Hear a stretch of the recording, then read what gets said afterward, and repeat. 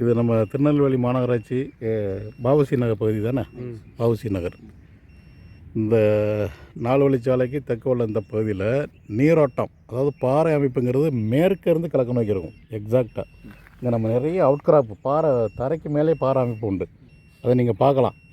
மேற்கிருந்து கிழக்கு நோக்கி அப்படியே கிடக்கும். இங்கே உள்ள நிறைய கல்வெட்டாங்களையும் பாருங்கள், மேற்கு கிழக்கு கல் வெட்டி எடுத்திருப்பாங்க. வடக்க தெற்க போகும்போது மாறுபடும். ஸோ ஒரு இடத்துல நீங்கள் அந்த இடத்துல போர் போட்டிருக்கீங்க, 420 அடியா ஈசான மூலங்கிற ஒரே காரணத்துக்காக அதில் போர் போட்டிருக்கீங்க. அதுக்கு நேர மேற்க கிழக்க சேம் அதே மாதிரி தான் இருக்கும். மொரலஸ் அதே மாதிரி இருக்கும், தண்ணி வராது. ஏன்னா அந்த பாறை அமைப்பு இயற்கையான அந்த பாறை அமைப்பு மேற்கு கிழக்க இருக்கும். இதே இது நம்ம நான் இருக்கிற கேடிசி நகர் வடபகுதி பகுதியில் இந்த மாதிரி டைரக்ஷனாக இருக்கும். அதாவது வடகிழக்கு தென்மேற்கு திசையில் கிடக்கும். பெரும்பாலும் இப்படி தானே சார் வாய்ப்பு இருக்குது. அதாவது சொல்கிறேன், வாயு மூலையும் அக்னி மூலையும் தானே இருக்குது வாய்ப்பு இருக்குது. இந்த இடத்துல கிழக்கு மாதிரி கிடக்க நம்ம காமாட்சம்மன் கோயிலுக்கு வடக்க இப்படி கிடக்கும். சரி சரி.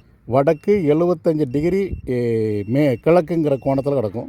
எக்ஸாக்டாக வடகிழக்கு தென்மேற்கு திசையில் கிடக்கும். நீங்கள் அந்த அது என்னது பாளையஞ்செட்டிக்குளம் மேலக்குளம் ரோடு, அந்த மேலக்குளம் ரோட்டுக்கு வடக்க எக்ஸாக்டாக இந்த மாதிரி வடக்கு தெற்கு கிடக்கும்.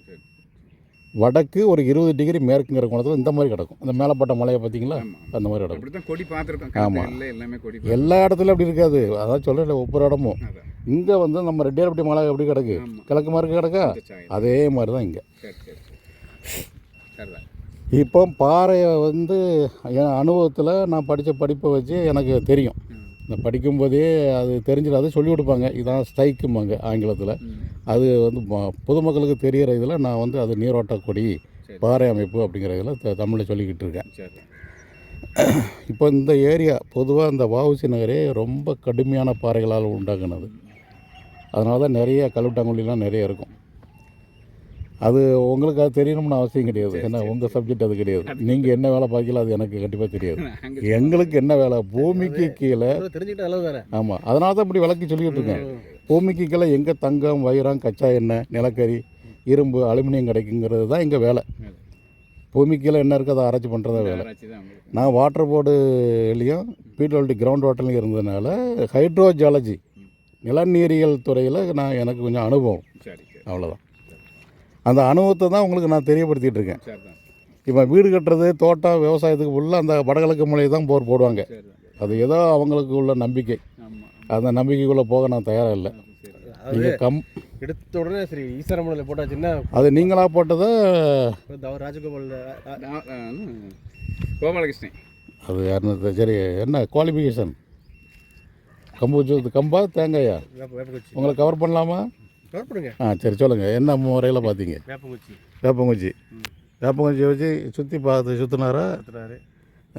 ஏன்னா எல்லா யாருக்கிட்டையும் உங்கள்கிட்ட என்கிட்ட எல்லா விஷயத்துலையும் உண்மைத்தன்மை உணர்தான் என்னுடைய நோக்கம். அதில் நான் 100க்கு 100 சக்ஸஸ் பண்ணுறேன்னு இல்லையே தெரியாது. ஆனால் நோக்கம் வந்து உள்ளபடி உணரணுங்கிறது தான் நோக்கம். சரி, குச்சி வச்சு எப்படி இந்த ஒய் ஷேப்பில் உள்ள குச்சி, சரி அதை வச்சு எல்லா பக்கம் சுற்றினாரோ? அந்த இடத்துல மட்டும் நிறைய சுற்றினாரா? கொஞ்சம் அதிகமாக சுற்றுற. சரி, என்ன சொன்னார்?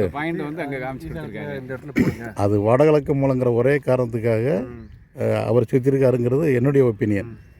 நீங்கள் எப்படிங்கிறத புரிஞ்சுக்காங்க. அவருக்கு பாசிட்டிவாக என்னமோ சொல்லுவாங்க. எனக்கு நான் அதெல்லாம் போக விரும்பலை. எனக்கு விஞ்ஞானம், அறிவியல் சொல்லணும். 1+1 = 2ன்னு சொல்லணும். அவ்வளோதான். இது இந்த மண்ணுக்கு கீழே இங்கே வந்து கச்சா எண்ணெய் இருக்குன்னா நிச்சயம் அது இருக்காது. ஏன்னா எங்கள் படித்த படிப்பு அதான் சொல்லி கொடுத்துருக்கு. இது ஹார்ட் ராக் ஏரியா. இப்போ உலகம் இந்த பூமி வந்து முதல்ல உருவாகும்போது உருவான பாறை இது. அன்டிஸ்டர்ப்டு ராக், கடினப்பாறை ஏரியா.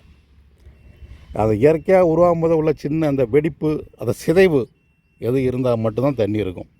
ஸோ நிலத்தண்ணீருங்கிறது மழை பெய்கிற தண்ணியை உள்ள பூமிக்குள்ளே ஊடுருவி போகும்போது எங்கே வெடிப்பு, சிதைவு, பிளவு இருக்கோ அதுக்குள்ளே போய் தேங்கியிருக்கும். இது முன்னாடி நாங்கள் எலக்ட்ரிக்கல் ரெசிஸ்ட் அடிச்சிடறோன்னு கரண்ட்டை உள்ளே கொடுத்து பார்ப்போம். அடித்து 4 பேர் வேணும் வேலைக்கு. கொஞ்சம் கஷ்டமான வேலை. ஆமாம், இது ஈஸியாக கட் பண்ணி உங்களுக்கு ரிப்போர்ட் கொடுத்தோம். இப்போ வந்து நான் 150 மீட்டருக்கு ஸ்கேன் கொடுத்துருக்கேன். 150 மீட்டருக்குள்ளே ஏதாவது வாய்ப்பு இருந்தால் இருக்குங்க, இல்லைன்னா இல்லை.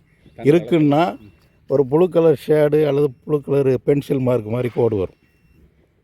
அதர் கலர் ஃபுல்லாக கடினப்பாறைன்னு காட்டிடும்.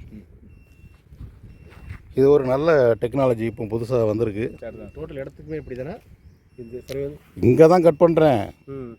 உங்களுக்கு திருப்தி இல்லைன்னா அந்த சைடு ஸ்கேன் பண்ணணும். அதுக்கு தான் நான் சொன்னது, எக்ஸ்ட்ரா இது சொன்னது.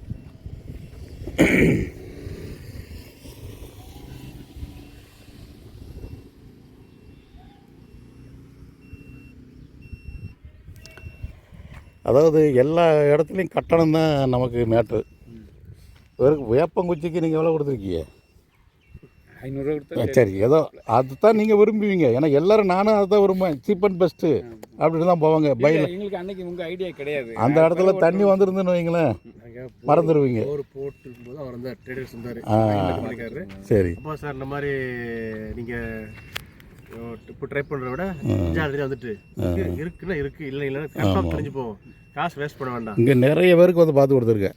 ஏன்னா அதில் பாதி பேருக்கு தண்ணி வரும்னு சொல்லியிருப்பேன், பாதி பேருக்கு வராதுன்னு சொல்லிடுவேன். ஏன்னா இல்லாத இடத்த நம்ம வந்து ஒன்றும் செய்ய முடியாது. வரும்னு சொன்னது பூராமே சக்ஸஸ் தானே. ஆமாம், வரும்னு சொன்னால் வரும். அதாவது இப்போ 2 இன்ச்சு வரும். நான் அந்த அளவெல்லாம் சொல்ல மாட்டேன். வரும், வீட்டுக்கு தேவையான தண்ணி, அவ்வளோதான். ஏன்னா நம்ம கீழே போய் அதை கரெக்டாக அக்யூரேட்டாலாம் அளக்க முடியாது. தண்ணி இருக்கிற மாதிரி தான் அந்த புளு கலர் ஷேடு வரும். முன்னாடி அந்த சிதைவு பாறையை வச்சு நான் கொடுப்பேன். இது இருக்கிறதுலே பெஸ்ட்டு. இப்போ யார் ஹைட்டு உங்களால் ஈஸியாக சொல்லிடலாம். அதே மாதிரி பூமிக்கு கீழே எங்கே சிதைவோ கரண்ட் மீட்டர் வச்சு பார்க்கும்போது அந்த சிதைவை வச்சு தான் சொல்லுவேன். இங்கே எல்லாம் மற்ற இடம்லாம் ஒரே மாதிரியாக ரீடிங் வந்துச்சுன்னா தண்ணி வராது.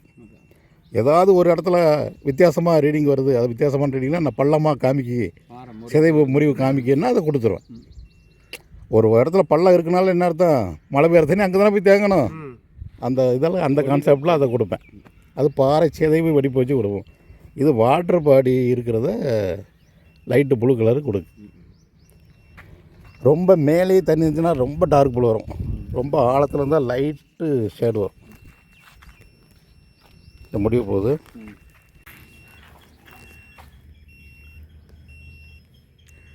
ஃபஸ்ட்டு ஸ்கேனில் எந்த பாயிண்ட்டும் அமையலை. அதாவது ஒரு 17 அடிக்கு கீழே ஆரம்பிக்கக்கூடிய கருங்கல் பாறை அது முடிவே இல்லாமல் போயிட்டுருக்கு. 150 மீட்ரு வரைக்கும் அதே பாறை தான்.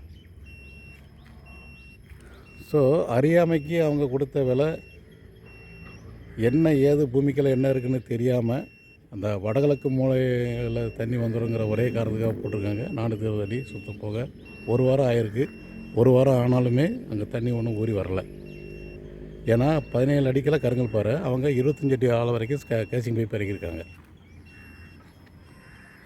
இப்போ ஒரு ஸ்கேன் தான் பண்ணணும்னு சொல்கிறவங்க இப்போ 2வது ஸ்கேன் இதில் பண்ணுங்க அப்படின்ட்டுருக்காங்க. இந்த 2வது ஸ்கேன் பண்ண பிறகு அந்த ரிசல்ட் தெரிஞ்சிடும், இந்த பிளாட்டில் தண்ணி வரும் வராது அப்படிங்கிறது.